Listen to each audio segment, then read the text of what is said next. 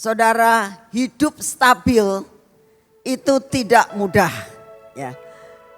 Kita dalam kehidupan kita, dalam sehari saja, untuk benar-benar kepenuhan Roh Kudus 24 jam itu tidak mudah. Hidup stabil itu tidak mudah. Mau sabar 24 jam tidaklah hal yang mudah. Tapi satu perkara yang Tuhan rindukan, hendaklah kita semuanya itu tetap percaya, mempunyai kestabilan iman yang luar biasa di dalam mengikut Tuhan. Amin. Saudara, saya mau sampaikan sesuatu. Saya tadi baru siang tadi kita ke Magelang. Nah, pada saat kita ke Magelang, lalu karena kita itu mau cari makan sebetulnya. Tapi karena masih rada pagian, sedangkan tadi pagi makannya di sini kenyang sekali. Jadi akhirnya cari tempat, sebenarnya kita mau cari tempat yang bisa nongkrong lah gitu. Lalu setelah lihat di Google dan sebagainya, di situ dikatakan ada suatu tempat ya, seperti namanya di situ ngomongnya gereja ayam ya. Saya bilang coba kita ke sana, coba pengen lihat ada apa. Saudara, ternyata sebenarnya bukan gereja ayam, saudara.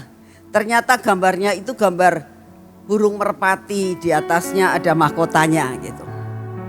Tapi pada saat saya sampai di sana, kok hati saya benar-benar gak sejahtera gitu. Nah, akhirnya tapi saya ya cobalah dilihat itu apa, dalamnya apa dan sebagainya. Saudara, kita tanya-tanya dari orang di situ dan mengatakan begini Bu, pada tahun 1992 kalau tidak salah ada seorang pendeta yang namanya siapa begitu. Dia itu mendapatkan pewahyuan dari Tuhan. Ingat ya, dia seorang hamba Tuhan ya. Dia mendapatkan pewahyuan dari Tuhan, otomatis dia punya hubungan yang luar biasa dengan Tuhan. Nah, lalu mendapatkan suatu pewahyuan untuk membuat suatu tempat buat berdoa. Lalu singkat cerita dia membuat suatu tempat untuk berdoa. Gambarnya bagus, Roh Kudus, burung merpati ya. Mereka mengatakan, ini yang jaga mengatakan begini, dulu sekali waktu pendeta ini masih mengurusi semuanya, dia bilang itu datang ke tempat itu banyak orang yang berdoa, banyak yang mendapatkan jawaban doa, tempatnya bagus, gratis, tidak pakai bayar. Tetapi sekarang setelah dilola oleh anak dan mantunya, sekarang bayar, dia bilang begitu. Dan kalau saya melihat bukan mereka itu memelihara akan apa yang Tuhan berikan dengan stabil, tapi merosot menurun, saudara. Mulai tidak, ya saya nggak tahu ya, tapi tempatnya pokoknya saya tidak sejahtera untuk saya di situ ada tempat doa hampir seperti tembok ratapan gitu. Di situ dikatakan doa pengharapan gitu ya. Nah, tapi yang datang ke situ bukan hanya orang Kristen, segala agama ya. Saya melihat gini, sesuatu hal yang dipercayakan sama Tuhan, seringkali kita tidak dapat mempertahankan. Seringkali kita tidak dapat memelihara dengan benar. Saudara, akhir zaman ini itu seringkali kita tidak bisa memelihara iman. Sedangkan firman Tuhan katakan, adakah iman di bumi ini saat aku datang di atas awan-awan? Yang Tuhan tanyakan bukan mengenai masalah saat ini engkau sudah punya uang berapa? Saat ini gerejamu sebesar apa? Anggota gerejamu berapa? Tapi yang Tuhan tanyakan, adakah iman saat aku datang? Itu artinya benar-benar saudara dan saya diwajibkan bukan sekedar menghimbau, tapi wajib. Tuhan katakan wajib engkau harus memelihara iman. Mempunyai hubungan dengan Tuhan yang stabil. Itu tidak mudah. Ya. Bagaimana caranya? Saudara, jikalau kita mempunyai sesuatu yang ada pengharapan, ya, ada sesuatu yang menjadi goalnya, itu saudara akan bisa untuk tetap bertahan. Ya. Kita lihat dari beberapa hari yang akan datang, hari Jumat ini di sini juga ada kebaktian, itu memperingati masa kemenangan luar biasa. Sekalipun kita tahu, oh itu Jumat Agung, itu masa di mana penderitaan Tuhan Yesus. Ya. Kenapa Jumat Agung selalu diperingati? Disebabkan karena masa itu adalah masa penentuan. Tuhan saat itu ada di lembah penentuan. Kalau saat dia di Getsemani, waktu dia diperhadapkan antara kematian, menerima kehendak Bapa atau tidak. Dan pada waktu Tuhan Yesus mengatakan tidak, saudara dan saya semuanya menjadi anggota neraka. Tidak ada keselamatan. Karena ada suatu pribadi yang namanya Yesus Kristus Tuhan. Yang merelakan dirinya, menghancurkan semua kedagingannya, menghancurkan semua apa yang menjadi keakuannya, dan katakan, aku menyerahkan nyawaku untuk saudara dan saya. Dengan keputusan itu terjadilah peralihan yang luar biasa dari kematian menuju kepada kehidupan. Saudara, kalau seseorang ya pernah ditolong, saya yakin pertolongan itu tidak akan pernah dapat dilupakan. Apalagi pertolongan yang sangat membekas dalam kehidupan itu tidak mungkin akan dapat dilupakan. Sampai dengan saat ini kalau saya mengingat akan apa yang pernah saya alami, di mana Tuhan itu benar-benar menolong. Saudara, saya yakin dalam kehidupan saudara saat ini, dalam pengikutan kita kepada Tuhan, mungkin 5 tahun, 10 tahun, 20 tahun, pasti ada sesuatu pengalaman dengan Tuhan yang membuat menggaris dalam hidupmu yang tidak pernah dapat dilupakan.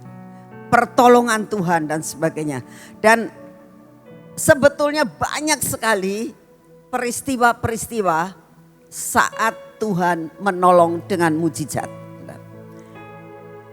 Banyak, tapi hari ini saya mau sampaikan sesuatu pengalaman yang tidak mungkin saya dapat lupakan, yaitu tentang Tuhan menolong saat saya dalam keadaan kesukaran. Pada waktu itu kami mau membangun sekolah di Sion, mau beli tanah, nggak ada duit, nggak ada uang. Tapi Tuhan suruh, dan hari itu harus bayar sekian miliar. Saya nggak ada duit sama sekali. Tapi tiba-tiba sebelumnya ada yang ngasih tahu gini, Pak Yusak tuh lagi punya duit banyak, katanya gitu. Saya sih nggak iri dengan Pak Yusak mendapatkan banyak berkat ya. Tiba-tiba Tuhan bicara sama saya gini, kamu telepon sama dia. Nah ini saudara, kalau memang disuruh Tuhan saudara lakukan, tapi kalau tidak jangan kepengennya sendiri. Tuhan bilang kamu telepon dia, nanti kamu tahu apa yang harus kamu lakukan. Ya. Saya telepon dan saya cuma katakan gini, Sion ini lagi mendapatkan tugas dari Tuhan untuk membeli tanah buat sekolahan. Sekarang besok atau lusa pokoknya 2-3 hari lagi itu harus bayar sekian miliar. Terus Pak, saya cuma ngomong begitu, Pak Yusak ngomong gini, kamu punya uang berapa? Saya bilang belum punya uang. Terus diem dia. Kamu butuh uang berapa? Saya bilang untuk sementara ini kurang lebih 1 M. Saya bilang, oke. Saya transfer uang ke kamu 1 M. Saya diam aja, saya bilang Tuhan ini dikasih atau utang, ya kan? Orang tuh kalau namanya mau ditransfer tuh kan masih ada pertanyaan.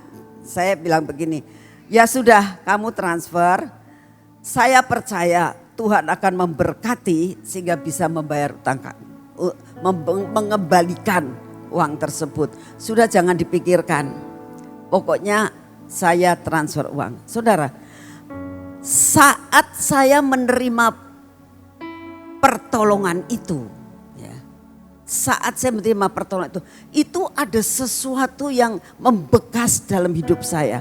Tuhan kau tuh luar biasa. Pada saat tidak ada jalan, Engkau selalu membuat jalan dalam hidup kita. Yang kedua yang saya rasakan, Tuhan apa yang dilakukan oleh kakak saya ini membekas banget dalam hidup saya. Dan apapun yang dalam kehidupan perjalanan saya tidak pernah saya lupakan. Nah, oleh karena itu setiap kali di dalam menghadapi apapun, saya selalu ingat Tuhan selalu buka jalan. Saudara, saya yakin dalam kehidupan saudara semuanya di tempat ini pasti pernah mengalami pengalaman yang sangat menggaris dalam hidupmu di mana Tuhan itu menolong saudara. Nah, inilah yang Tuhan rindukan dalam masa yang sangat terburuk sekalipun.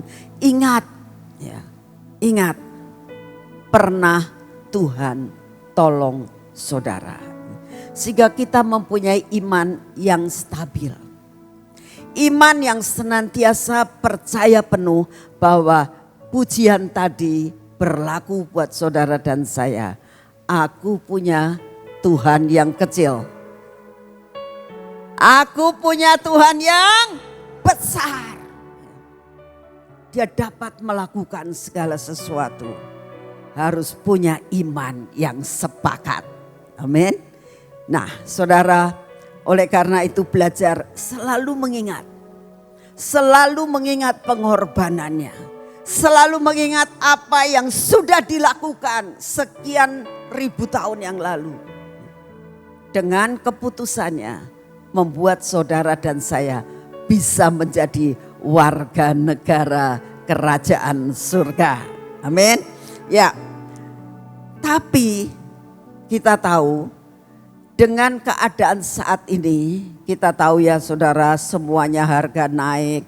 Kadang-kadang kita tidak menentu, seperti Pak Petrus tadi juga waktu kebaktian pagi mendoakan Tuhan tolong apa yang ingin menghancurkan akan bangsa kita. Semua rencana yang direncanakan hari Senin minta Tuhan yang membatalkan, Tuhan pegang kendali. Kita tahu apa yang bakal terjadi.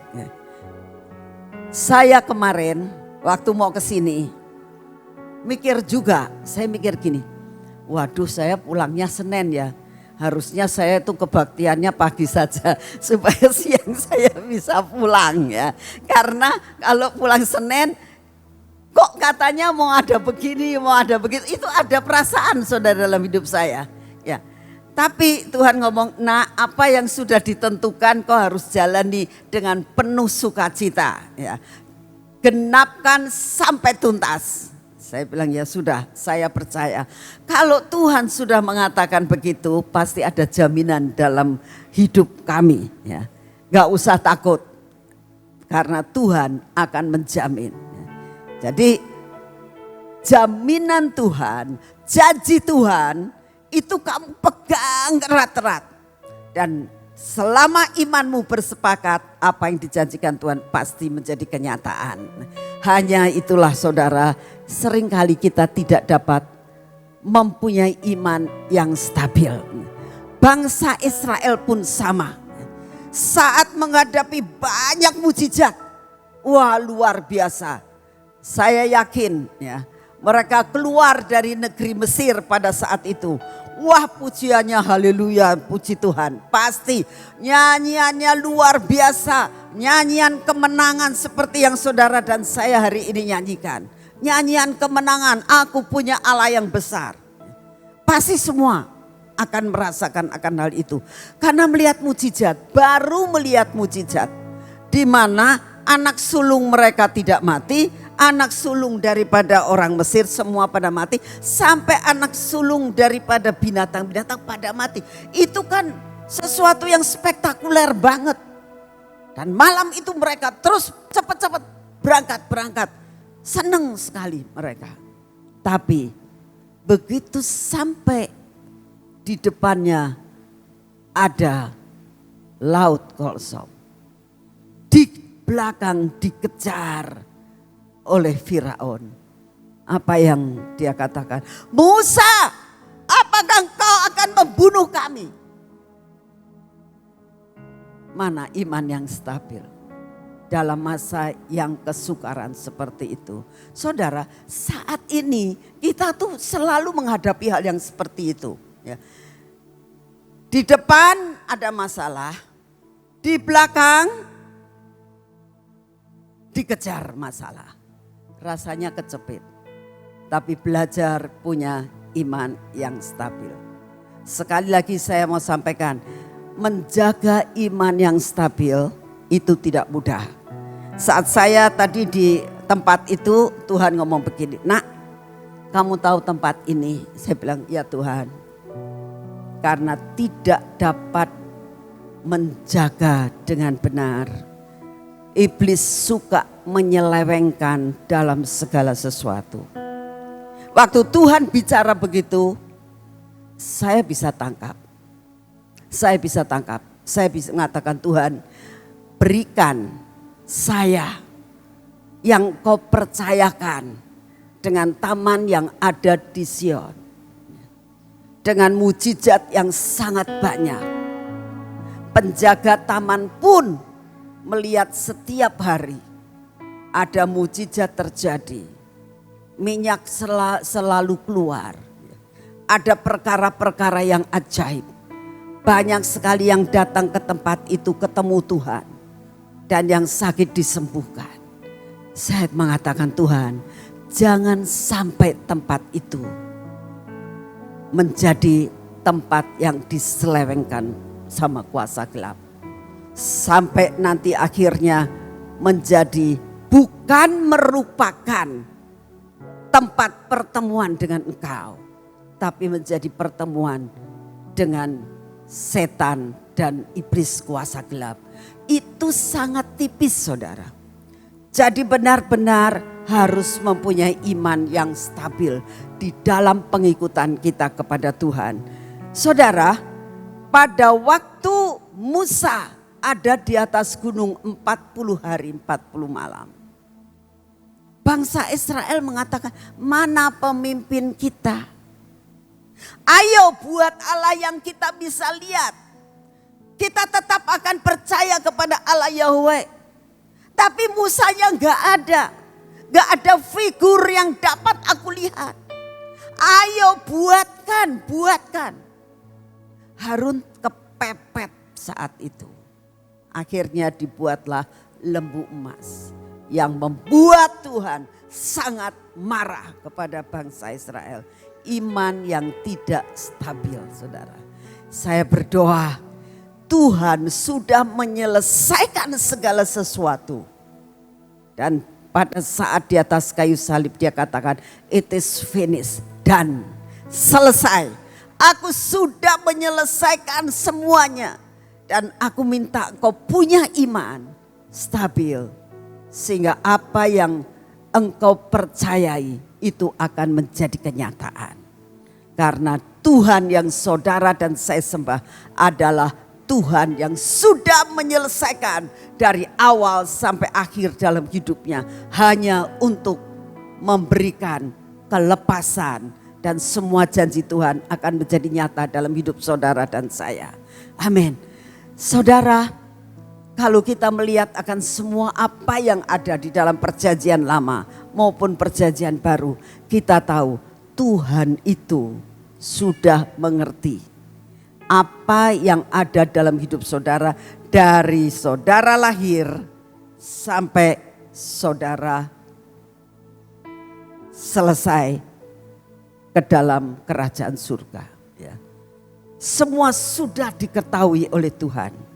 Kita lihat salah satu contoh. Ada beberapa contoh yang akan kita pelajari pada hari ini. Tetapi hari ini saya ingin mengajak saudara untuk mengerti bahwa apa yang bakal saudara hadapi itu Tuhan sudah tahu. Sebelum Tuhan naik ke surga, Tuhan katakan di dalam dunia ini engkau akan banyak mengalami kesukaran. Betul enggak? Tetapi tetapkanlah hatimu karena aku sudah mengalahkan dunia ini. Sudah tahu Tuhan bahwa selama saudara dan saya ada di dalam dunia ini, itu tidak selalu jalan di jalan tol. Ada jalan yang harus kita tempuh, banyak kesukaran yang harus kita tempuh, banyak pencobaan yang harus kita tempuh. Tapi ingat bahwa Dia sudah menyelesaikan. It is finished. Semua sudah aku selesaikan.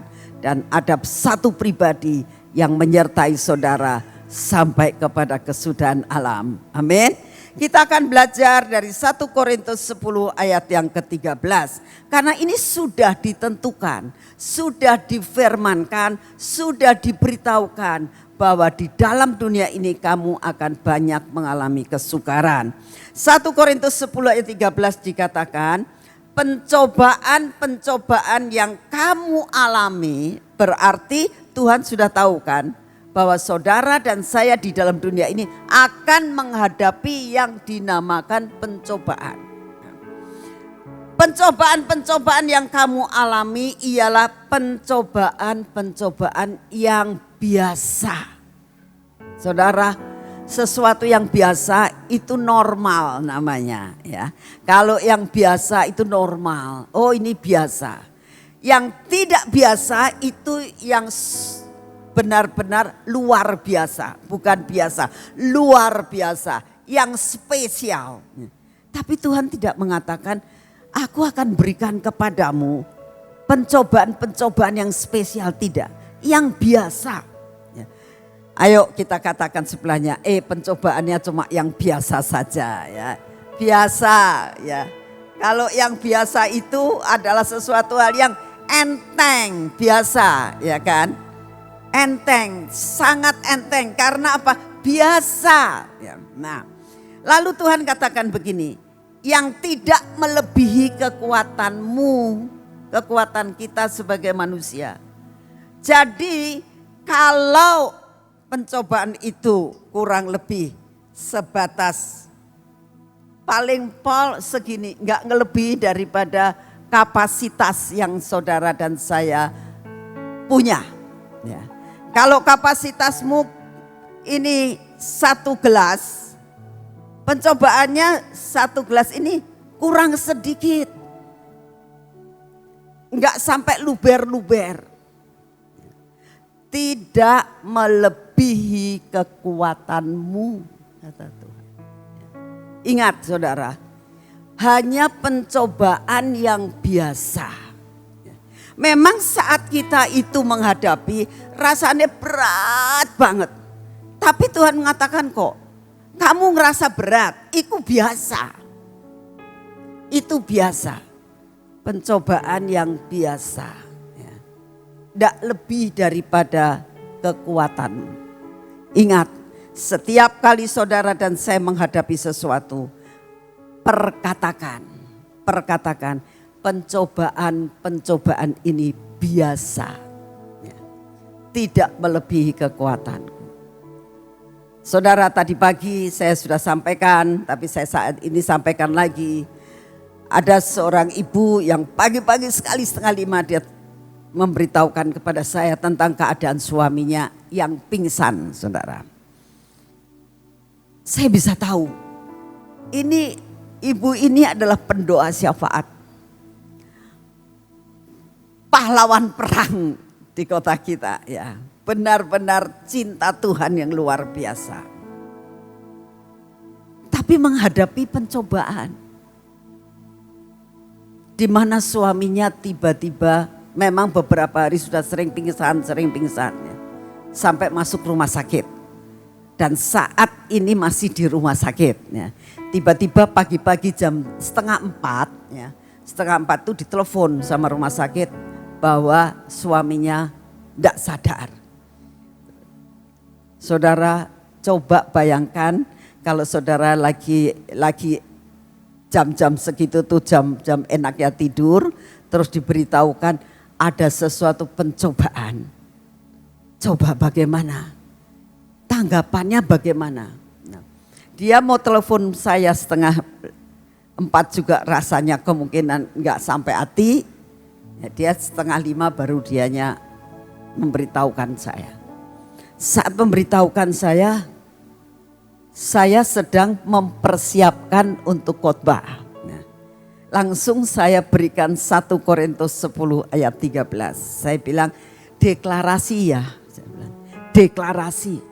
Omongin jiwamu bahwa apa yang Tuhan izinkan terjadi, pencobaan-pencobaan ini itu biasa, tidak melebihi kekuatanmu. Deklarasi, saya percaya Tuhan akan membuat jalan untuk keluargamu. Karena dikatakan tidak melebihi kekuatan kita sebagai manusia. Sebab Allah itu setia. Dan karena itu Tuhan tidak akan membiarkan kita dicobai melampaui kekuatan kita. Pada waktu kita dicobai, Tuhan akan memberikan kepada kita jalan keluar sehingga kita dapat menanggungnya. Selalu ada jalan keluar. Ya. Nah, tadi siang selesai khotbah di sini, saya WA lagi, piye kabari bojomu, gitu ya. Bagaimana kabarnya? Wis baik, dia bilang. Sudah sadar, sudah bisa makan. Kalau ditanya, kamu tuh kenapa? Lah aku juga nggak tahu aku kenapa. Gitu. Oh namanya juga pingsan kan tidak tahu. Ya. Saya bilang, kamu coba tanya, kalau pingsan ketemu Tuhan Yesus enggak? Saya bilang, terus punya pengalaman apa? Ya saya sih nggak nanya begitu, katanya gitu. Ya. Saudara, Tuhan selalu buka jalan. Saya bilang, pertama kali waktu dia pingsan, itu masih di rumah, itu baru sepedaan, saudara. Sore-sore itu ya sekarang zaman sekarang kan suka sepedaan. Dia sepedaan, selesai. Pulang daripada sepedaan sampai di rumah, tiba-tiba dia duduk terus pingsan. Nah malam itu dimasukin rumah sakit, besoknya udah pulang lagi. Karena dikatakan gak apa-apa kok, cuman gulanya turun, katanya gitu, selesai. Pulang, di rumah besoknya pingsan lagi, jadi masuk rumah sakit lagi. Sekarang lagi didiagnosa apa sebenarnya yang menjadi sebab dia sering pingsan. Nah, saudara, tapi saya percaya, saya bilang gak usah takut. Karena itu pencobaan yang biasa. Tuhan kita setia. Dia akan memberikan kepadamu jalan keluar. Saudara percaya, mari angkat tangan siapa yang percaya bahwa Tuhan akan memberikan jalan keluar dalam segala perkara yang saudara dan saya alami. Karena itu hanya sesuatu hal yang biasa. Amin. Ya. Nah, sekarang kita baca di dalam Roma 8 ayat 28. Ini ayat yang sangat terkenal sekali. Seringkali menjadi ayat hafalan dan seringkali kita ucapkan. Tapi dalam mengucapkan kadang-kadang kita mengucapkan tidak pakai iman. Ya. Tapi hari ini kita akan belajar mendalami dan memasukkan firman dan janji Tuhan ini terukir dalam hati saudara dan saya. Di dalam Roma 8 ayat 28. Saudara, kita tahu sekarang, kita tahu bahwa hari ini, sore ini, saudara harus tahu. Ya. Sore ini, saudara dan saya harus tahu bahwa Allah turut bekerja dalam segala sesuatu untuk mendatangkan kebaikan bagi mereka yang mengasihi Dia, yaitu bagi mereka yang terpanggil sesuai dengan rencana Allah. Jadi ada yang dinamakan suatu janji yang timbal balik. Artinya ini janji akan menjadi milik saudara kalau saudara memenuhi kriteria ini. Saudara mendapatkan suatu hak prioritas kalau saudara memenuhi persyaratan yang ditentukan. Saudara, kalau saudara lihat ya, ada orang-orang yang mendapatkan prioritas, baik di bank maupun saudara itu mendapatkan kartu VIP. Itu kalau saudara dan saya memenuhi kriteria. Tidak semua orang mendapatkan kartu VIP. Tidak seorang mendapatkan suatu kartu prioritas. Harus ada persyaratan yang dipenuhi. Nah, demikian juga saudara. Kalau dikatakan bahwa Tuhan akan turut bekerja dalam segala sesuatu. Kalau saudara merindukan bahwa Tuhan akan tetap dan mau bekerja dalam segala sesuatu yang saudara dan saya alami, harus masuk kriteria ini. Harus memenuhi persyaratan ini. Kalau persyaratan ini dipenuhi, otomatis janji ini akan menjadi milik saudara. Apa kriterianya? Yang pertama adalah yang mengasihi Tuhan. Definisi mengasihi itu beda-beda. Nah, kalau dikatakan apakah engkau mengasihi, pasti mengasihi. Cara mengasihi bagaimana? Macam-macam. Ya. Saya tadi baru dapat voice call dari cucu saya. Ya. Lucu, dia ngomong, "Oma, Kean itu sayang sama Oma 1000, ratus ribu seplanet." Jadi saya waktu baca, ini anak gak ngerti planet itu apa. Ya. Ribu juga belum tentu dia ngerti. Ya. Tapi dia mau mengungkapkan ya, bahwa cintanya sama omanya itu 1000 sampai seplanet katanya ya. Jadi saya katakan itu ungkapan. Nah, sekalipun ya, saya tahu bahwa mungkin itu hanya ucapan.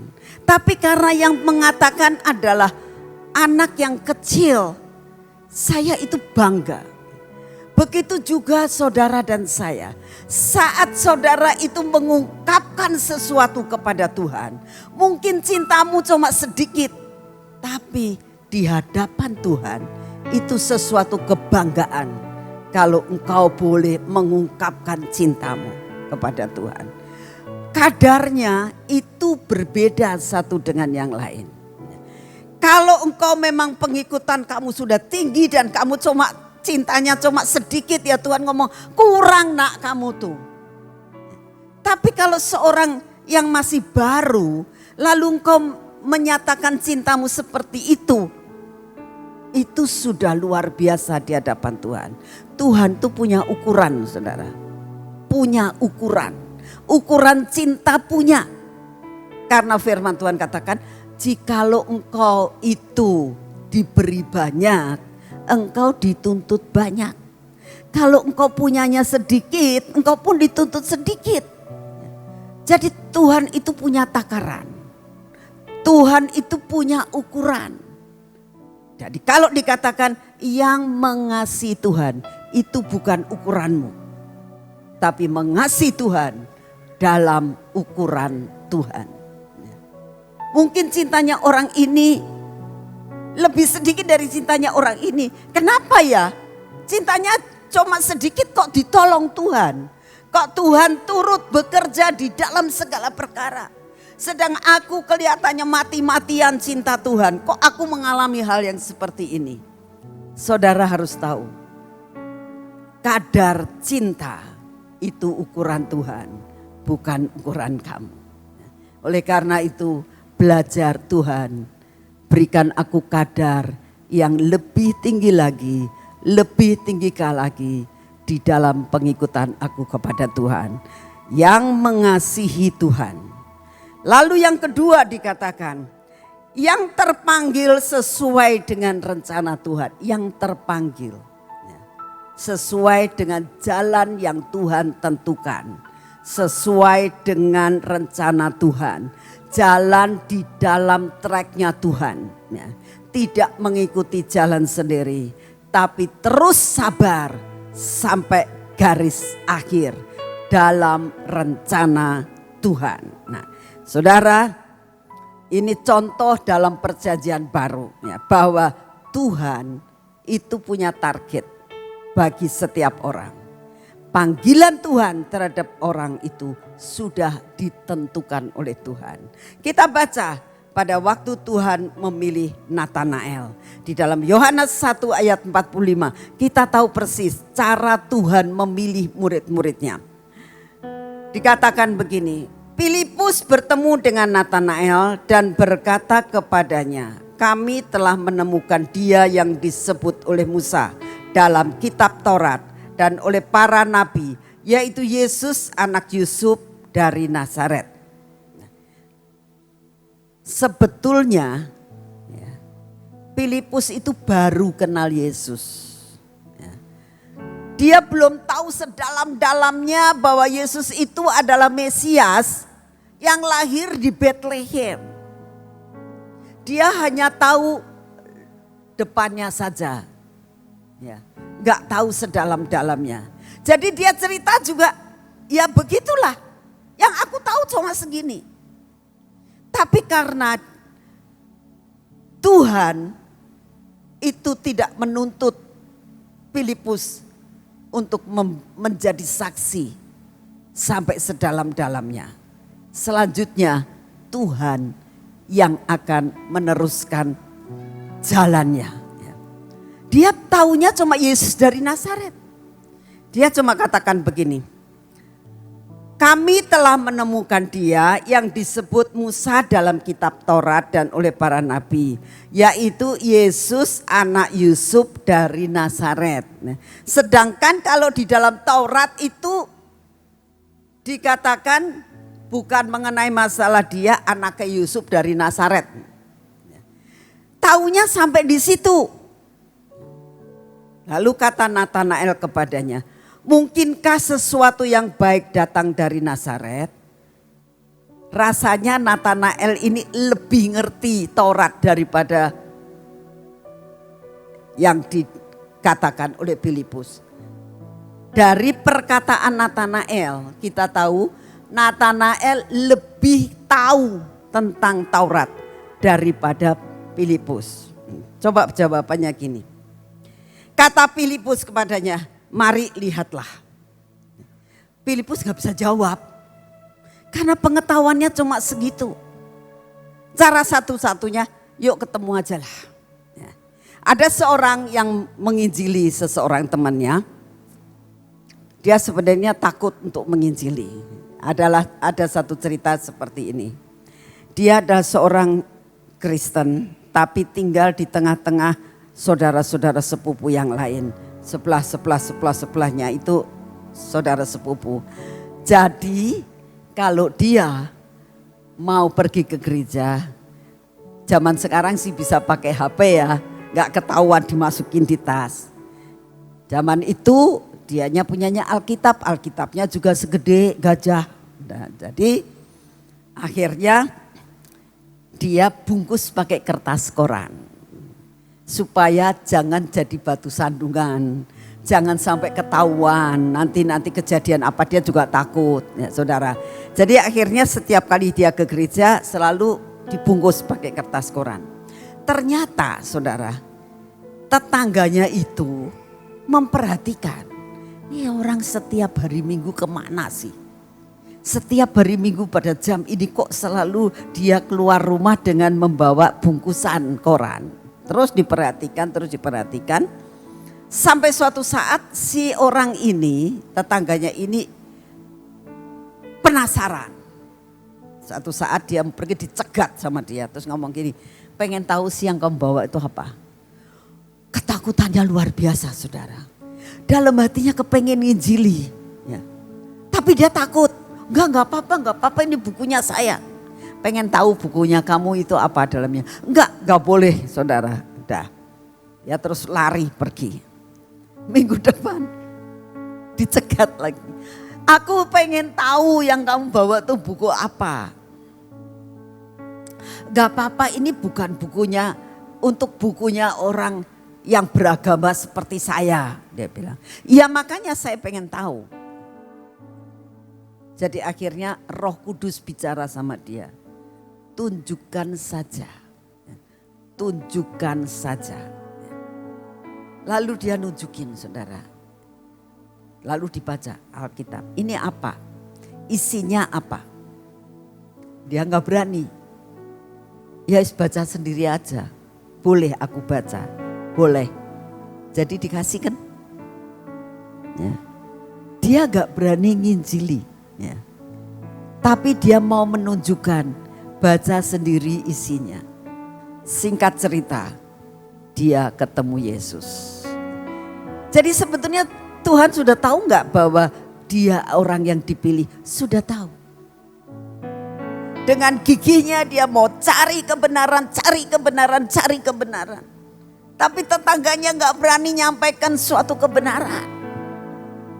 Tuhan punya 1001 jalan untuk dapat menemukan orang itu ketemu Yesus. Begitu juga Natanael. Saya yakin Natanael sudah pengen ketemu Mesias.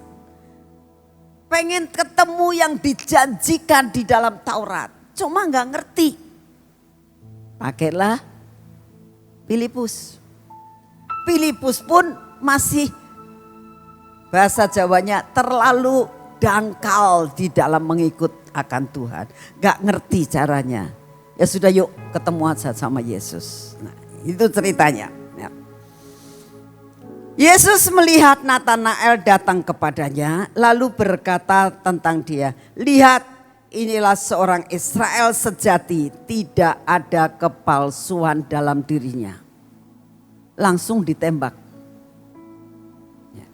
Kata Natanael kepada Yesus, bagaimana engkau mengenal aku? Jawab Yesus kepadanya.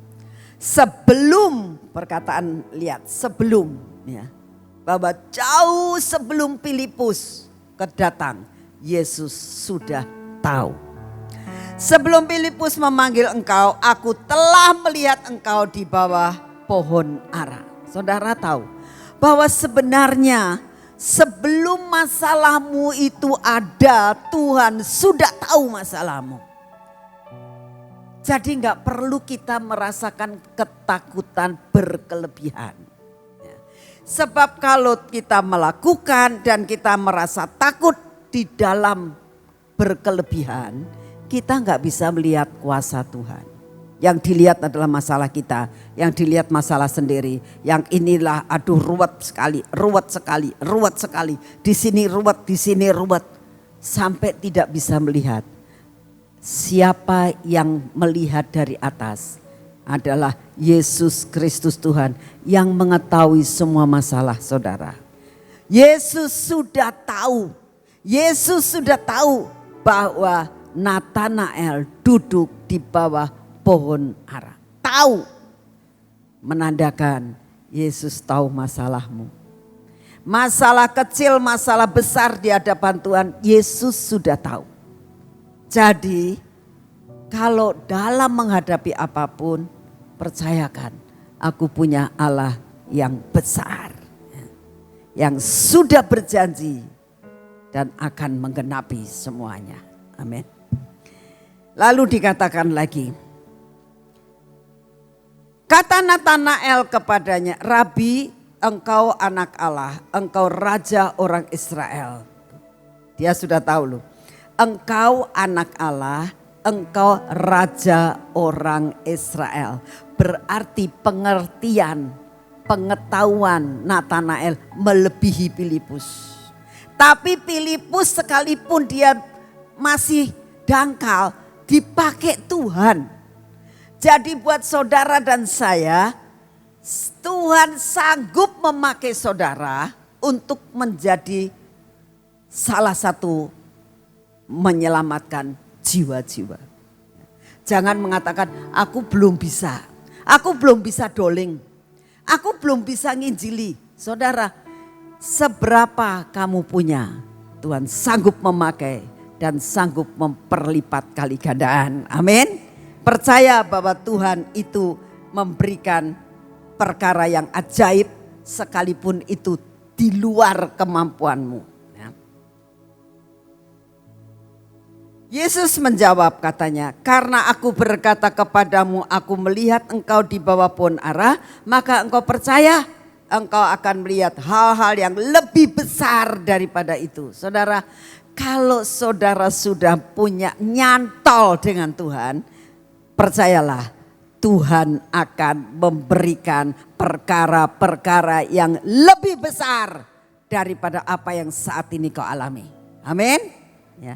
Yuk kita katakan, Tuhan akan memberikan kepada saya perkara-perkara yang lebih besar daripada saat ini yang saya sedang alami. Percaya enggak? Percaya. Kita punya Allah yang besar. Di hadapan kita banyak masalah. Dunia tambah lama tambah tidak menentu. Keadaan negara juga kita kadang-kadang khawatir. Persoalan pandemi belum selesai. Tapi percayalah, kalau sampai dengan detik sekarang, Tuhan memeliharakan saudara. Dan hari ini Tuhan janjikan, Tuhan akan memperlihatkan kepada saudara dan saya lebih lagi daripada pertolongan yang Tuhan sudah berikan buat saudara dan saya. Lalu kata Yesus kepadanya, aku berkata kepadamu, sesungguhnya engkau akan melihat langit terbuka dan malaikat-malaikat Allah turun naik kepada anak manusia. Tuhan akan memberikan perkara yang lebih. Jikalau saudara percaya bahwa Tuhan sanggup melakukan ini semua, itu akan menjadi kenyataan dalam hidup saudara. Amin. Saudara, Ayub pernah mengalami hal yang sama. Sampai di dalam Ayub 11 ayat 7 dikatakan begini. Dapatkah engkau memahami hakikat Allah? Menyelami batas-batas kekuasaan yang maha kuasa. Dikatakan gini, seringkali kamu itu membatasi kuasa Tuhan. Mungkinkah Tuhan bisa menolong saya? Itu namanya membatasi, saudara. Sedangkan Tuhan itu tidak terbatas, tapi kita tuh batasi. Mungkin orang lain yang ditolong saya tidak, itu membatasi. Mungkinkah aku bisa ditolong? Itu membatasi. Ya. Dan dikatakan, mungkinkah kita itu dapat membatasi kekuasaan yang maha kuasa? Kita lihat bahwa Ayub itu menggambarkan kemahakuasaan daripada Tuhan. Dikatakan gini, tingginya seperti langit, apa yang dapat kau lakukan? Dalamnya melebihi dunia orang mati, apa yang dapat kau ketahui? Lebih panjang daripada bumi ukurannya dan lebih luas daripada samudra. Apabila ia lewat melakukan penangkapan dan mengadakan pengadilan, siapa dapat menghalanginya? Karena ia mengenal penipu dan melihat kejahatan tanpa mengamati-ngamatinya. Artinya begini saudara, kalau Tuhan itu nembak, itu selalu tepat. Gak pakai raba-raba. Tuhan selalu tepat. Dikatakan begini, kalau Tuhan itu mengenal penipu dan melihat kejahatan tanpa mengamat-ngamati, tanpa diselidiki lebih dahulu. Tuhan langsung menembak dan tembakannya selalu tepat. Saudara. Percaya Tuhan kita adalah Tuhan yang luar biasa. Kita melihat akan terakhir kita cerita tentang Daud, saudara. Kita tahu Daud adalah orang yang mengasihi Tuhan. Daud adalah orang yang selalu berjalan dalam tracknya Tuhan. Tetapi ayat ini berlaku buat Daud. Di dalam dunia ini engkau akan mengalami banyak pencobaan. Sekalipun Daud itu punya destiny yang sangat tinggi. Yaitu puncaknya dia harus dapat menjadi Raja Israel. Tapi dalam perjalanannya menuju ke situ bukannya sesuatu hal yang mudah. Dia mengalami yang namanya pencobaan-pencobaan. Tapi Tuhan katakan karena dia mengasihi Tuhan dan dia berjalan dalam tracknya Tuhan, Tuhan turut bekerja dalam segala perkara. Amin. Mendatangkan kebaikan buat orang yang mengasihi dia. Kita baca di dalam 1 Samuel 23 mulai ayat yang ke-19. Di sini diceritakan bagaimana Daud itu dikejar-kejar Saul. Saya percaya saudara sudah tahu ceritanya. Sampai pada suatu saat Daud ada di satu gunung batu. Ya, ini kita ceritanya. Tetapi beberapa orang Sif pergi menghadap Saul di Gebia dan berkata, Daud menyembunyikan diri dekat kami di kubu-kubu gunung dekat Koresa, di bukit Hakila, di sebelah selatan padang belantara. Oleh karena itu, jika tuanku raja berkenan datang, silahkan datang, tanggungan kamilah untuk menyerahkan dia dalam tangan raja. Berkatalah Saul, diberkatilah kiranya kamu oleh Tuhan karena kamu menunjukkan sayangnya kepadaku. Baiklah, pergi cari kepastian lagi, berusahalah mengetahui di mana ia berada dan siapa yang telah melihat dia di sana, sebab telah dikatakan orang kepadaku bahwa ia sangat cerdik. Berusahalah mengetahui segala tempat persembunyiannya.